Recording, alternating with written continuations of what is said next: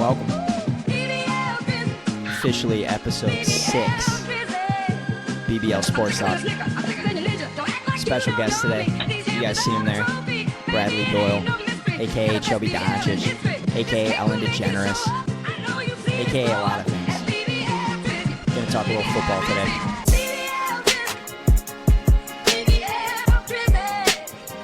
Got a little Modelo tonight. Got a few Modelos tonight.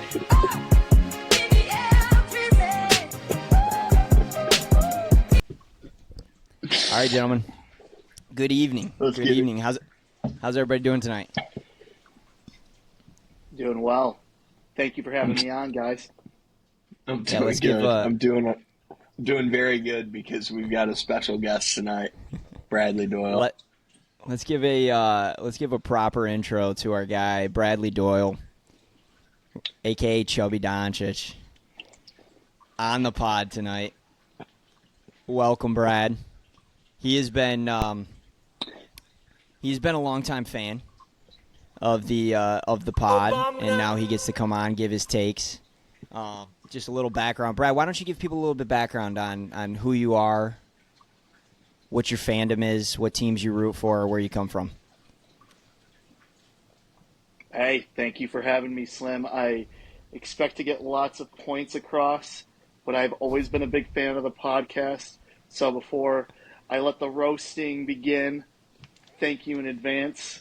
And, I'm sad that I am here without the main host, Starkey, but I am a diehard Lions fan, as you guys know, and Michigan State at heart as far as the fandom goes in college football, which I think is going to be a few points today. Yeah. So we got a couple Spartans versus the one Wolverine today, and we'll see how this goes. But that's not where we're starting tonight. We're going to start in the league, the NFL tonight. Preseason. I mean, we had the Hall of Fame game. I turned it on. I watched it because it was football, but I didn't watch a whole lot. I feel like preseason really gets kicked off tomorrow night. And a couple things I want to talk to you guys about. Staying really Lions-focused. First thing I'm going to ask you guys, and Jet, we'll go to you first. Are you watching tomorrow?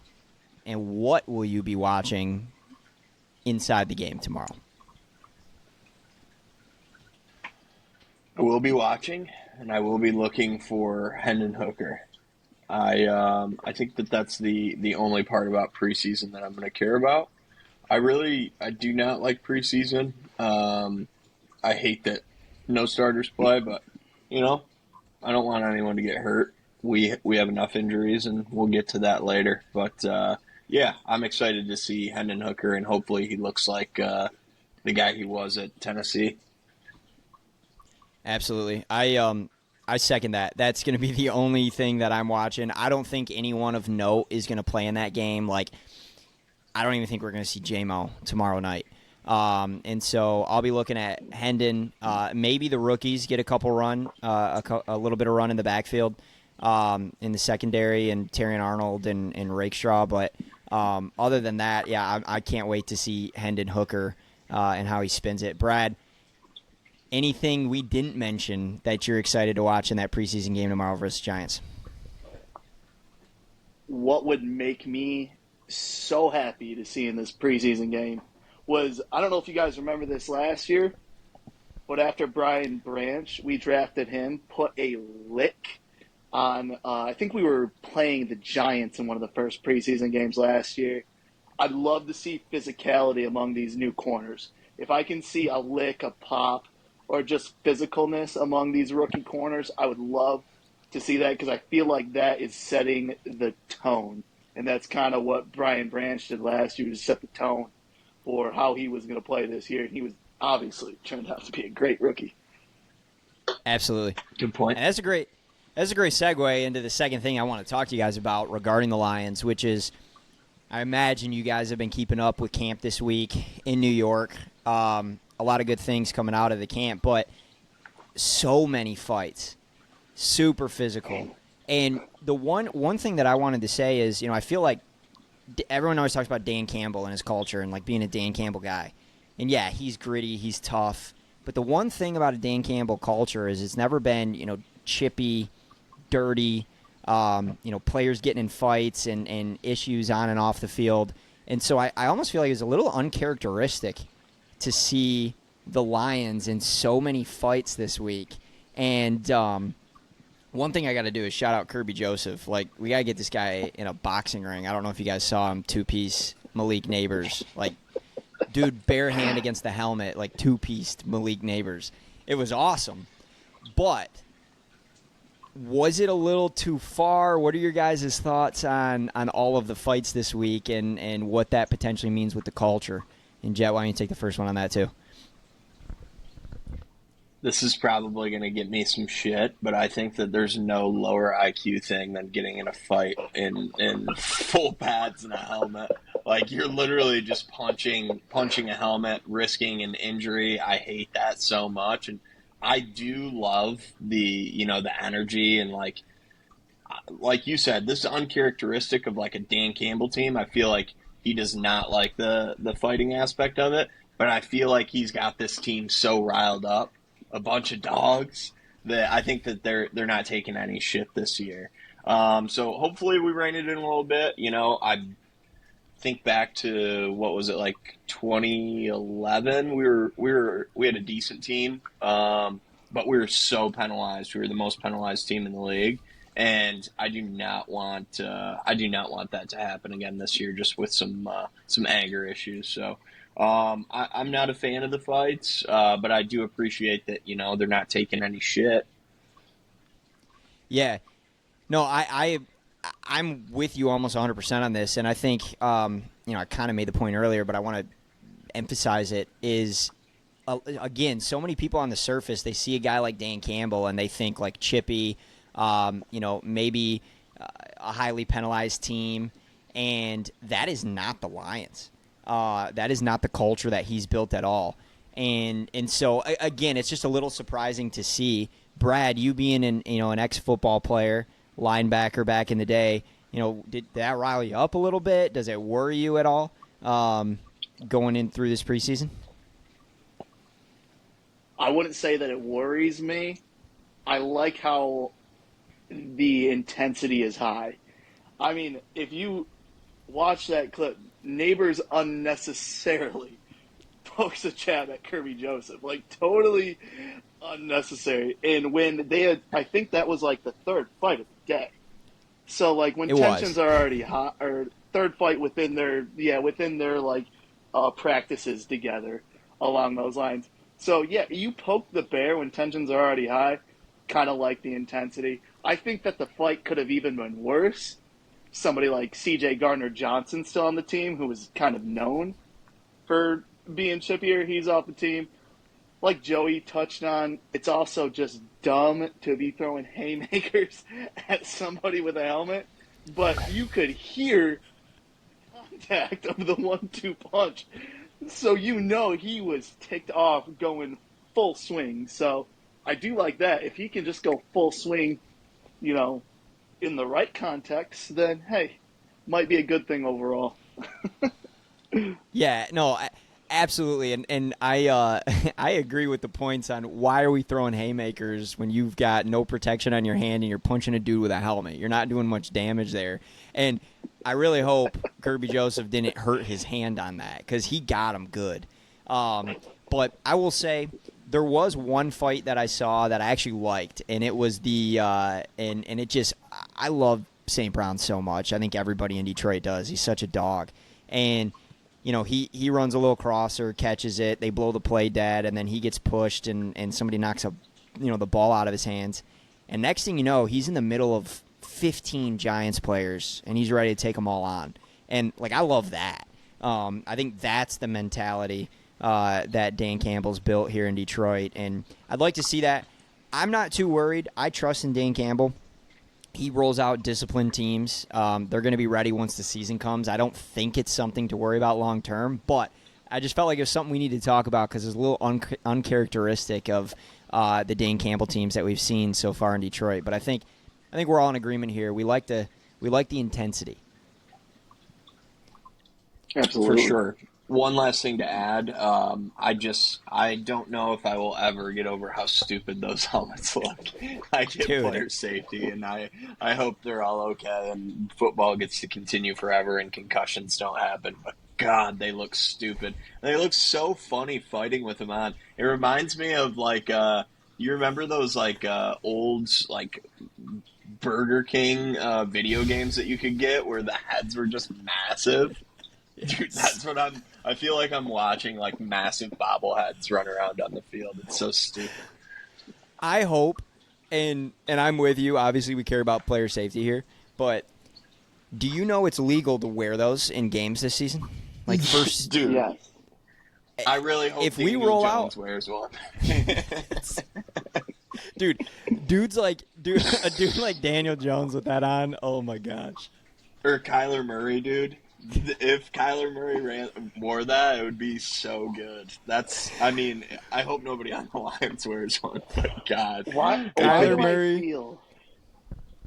Go ahead, Brad. Why do I feel like Caleb Williams would wear one? I don't know why. It's the pink nail polish Because he paints his for me. finger. He paints his fingers. We get Kyler Murray in one of those or Bryce Young in one of those. That is a real life bobblehead. Yes, for sure. That's what we need. That at least in the preseason game, just come out, Kyler or Bryce. All right. I want to get to just a little bit of news on the Lions, and then kind of segue into the last Lions topic. But and that's a bad topic to talk about, injuries. And I think one of the things you look at last season, a big part of the Lions' success is they avoided that injury bug a little bit. They definitely dealt with some injuries, but you talk about the engine that makes the Lions run. Jared Goff, the offensive line. Penei Sewell, St. Brown, Hutchinson. You didn't have any major player go down, and already in training camp we've got John Kaminsky out for the year, potential starting kicker Michael Badgley out for the year, and then we get the terrible news today that Emmanuel Mosley, coming off of 2 season-ending ACL injuries, tears his pec, and he's out for the year now too. And so, I don't know. I feel like this stuff comes in waves. You're not going to get good luck on injuries forever. And is that something that worries you guys a little bit going into this season? I don't know if you guys are superstitious at all or into conspiracies, but no major injuries last year. Starting to see some injuries pile up in training camp. Is that something you guys are worried about?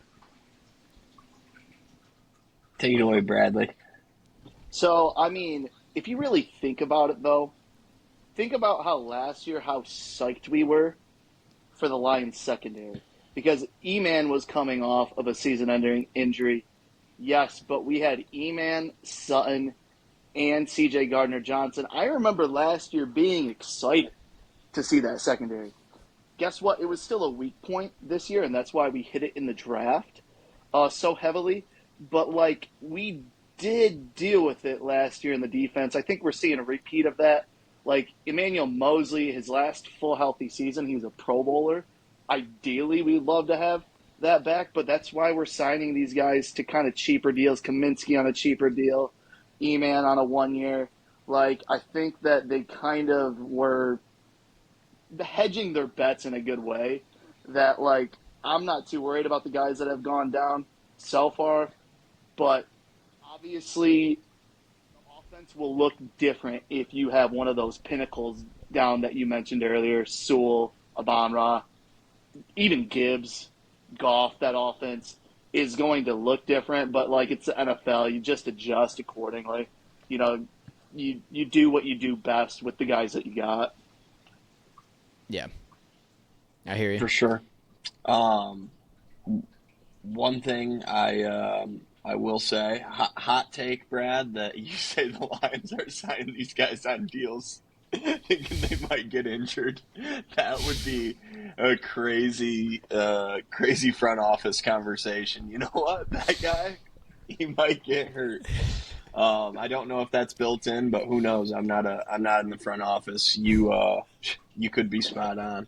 Well, I don't think that it's necessarily that they're getting hurt, but they're just not the pinnacle players that Obviously, Brad Holmes was signing checks to his pinnacles.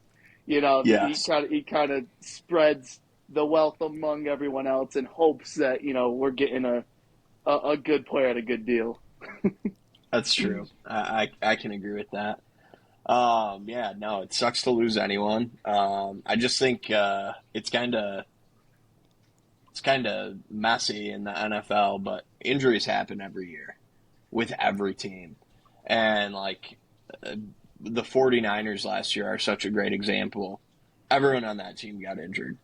Their best players, their worst players. Christian McCaffrey was injured, Deebo Samuel was injured, Trent Williams was injured, and they were, a couple plays away from winning a Super Bowl. We got to face adversity, next man up mentality. We will be just fine. All right, I like it. You guys made me feel a little bit better because I'll be honest. I just think history says injuries will come, and am I super worried about injuries? No, I think the Lions have done a really good job. Holmes has done a really good job of building depth, but I just think a guy like Jared Goff.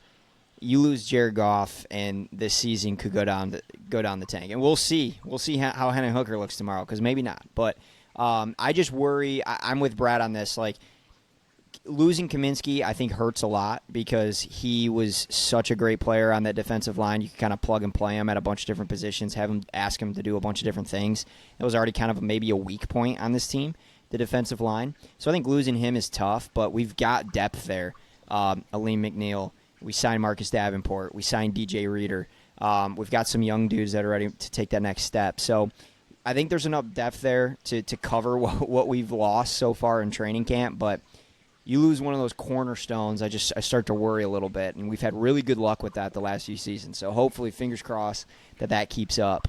But all right, good deal. We're going to switch gears here. We're going to start talking a little college football. I'm excited about this. Call me asparagus. Call me asparagus. So, just for the listeners out there, if you don't know, I'm a big Michigan fan. The other two here with me are big Sparties, so I'm going to be really interested to get the takes on this. But some more news breaks regarding the Michigan sign stealing scandal. And then on top of that, the NCAA comes down with punishments on the Burgergate is what we'll call it. And the COVID-19, recruiting infractions and some pretty serious punishments. I mean, Harbaugh got a year suspension, 4-year show clause, and then with the sign stealing scandal, some information comes out. Maybe Sharon Moore had deleted some texts that he had with Stalions when the news broke, and there were some more people involved than initially let on. So I'm going to let the two of you take this for the majority. What and Jet, we're going to go to you first, but did this change your takes on the situation at all? And where do you stand with the quote unquote scandals? Yeah, I mean, said it since the moment it happened, but there's an asterisk next to that national championship. It does suck, You hate to see, such a coveted trophy and prestigious organization have to, cheat and create a scandal to win. It is unfortunate. But I'm hearing that there's uproar in Ann Arbor. Mr. Spots is taking down pictures of Harbaugh in the cheesesteak and wing place. I mean, this is a big deal. So yeah, I'm not gonna say that that's a tarnished legacy for sure. But people are saying it, not me, but people are. So I don't know. We'll see. Maybe Sharon Moore can totally shadow this whole thing, because if he wins a national championship in the next 3 years, nobody will ever remember any of this, and all the allegations and everything will go away. But if they're bad, wow. Did that asterisk just get capitalized?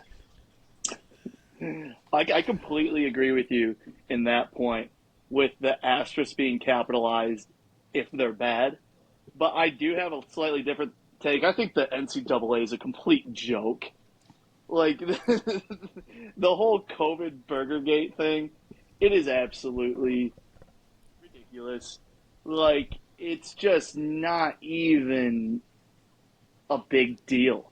It is something that everyone does. I mean, shoot, you have the Johnny Manziel documentary coming out on Netflix about all the things that he did just to only get a half game suspension with Texas A&M, making hundreds of thousands, selling autographs, and potentially coming back for his junior season and quote unquote going to the bag man to be able to stay those next couple years. I mean, they call it the house that Johnny built for a reason.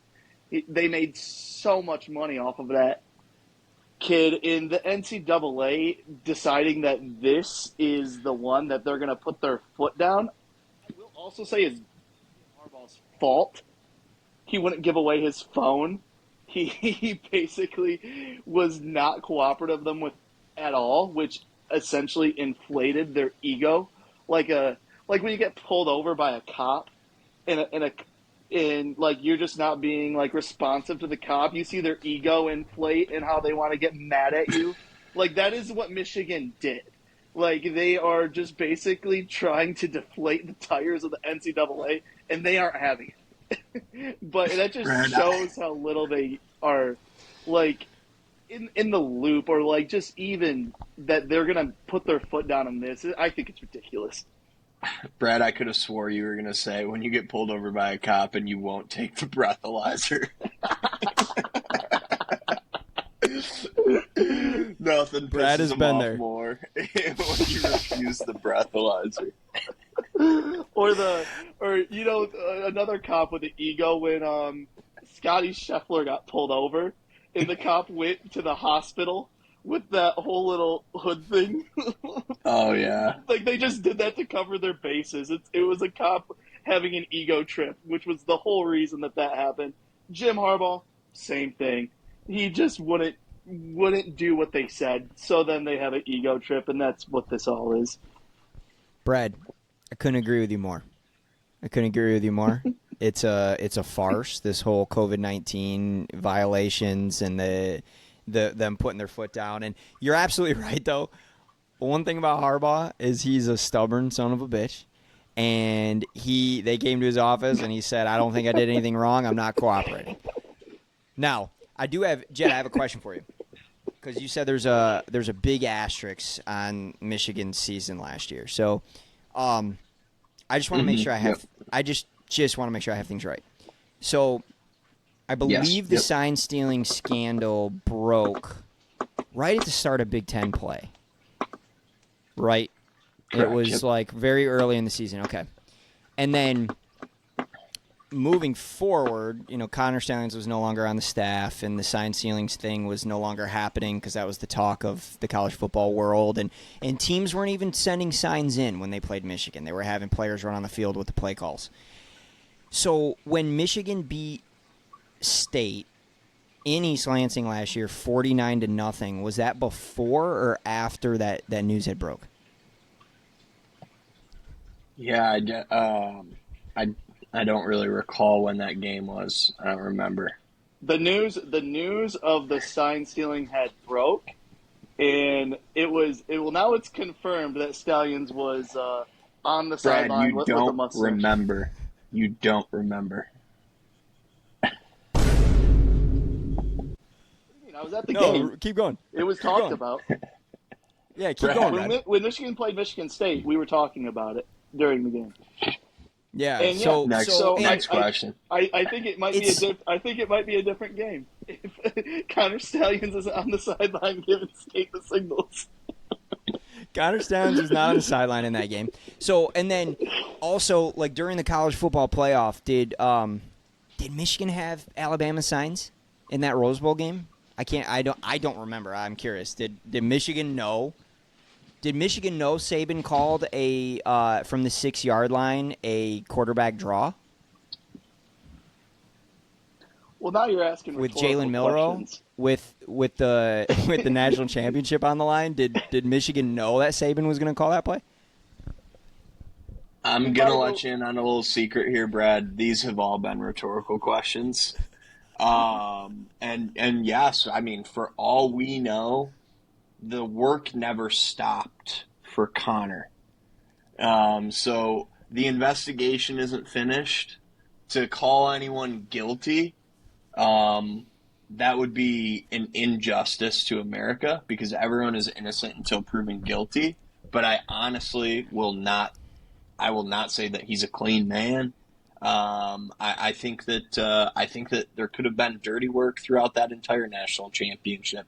When a program is as tarnished as Michigan has been for the past 2 years, with a playoff ban being talked about and Harbaugh having to flee college football scene, I mean, I'm just going to wait until all the facts are out before I make any decisions about whether or not that championship is legitimized.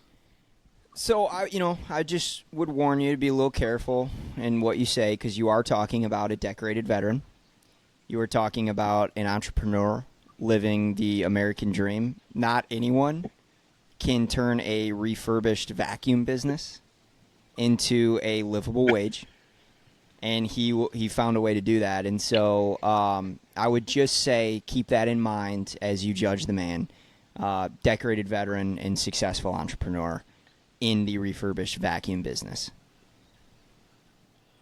On a serious note, outside of my shtick of being a diehard Spartan fan, I think it might be one of the coolest things that this fucking nut, just diehard Michigan fan, weaseled his way into the program, created a manifesto, and created a sign stealing scandal, and literally just probably became beloved. Like, Harbaugh probably looks at that guy like one of his sons. You're probably right. He's right. a crazy man. He's a crazy man. Go ahead, Brad. Dude, insane.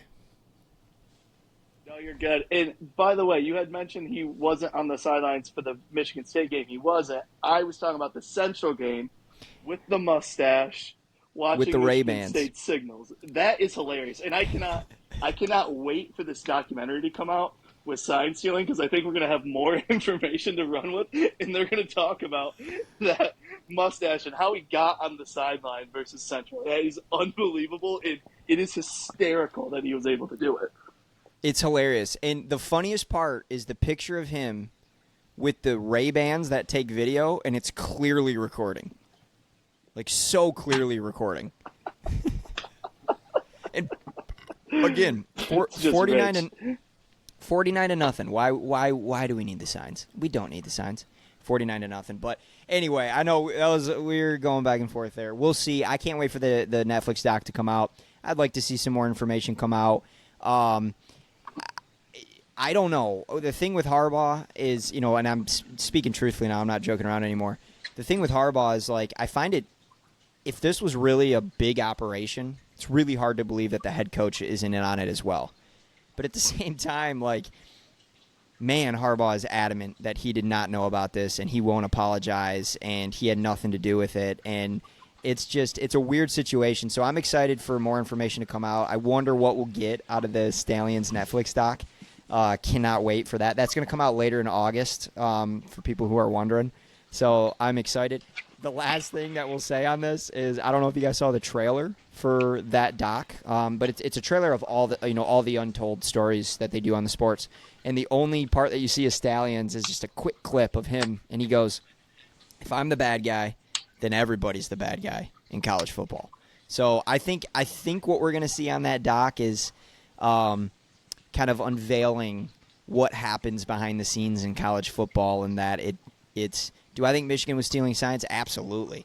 I think we're going to find out that that's a much more common practice in college football than people think, though.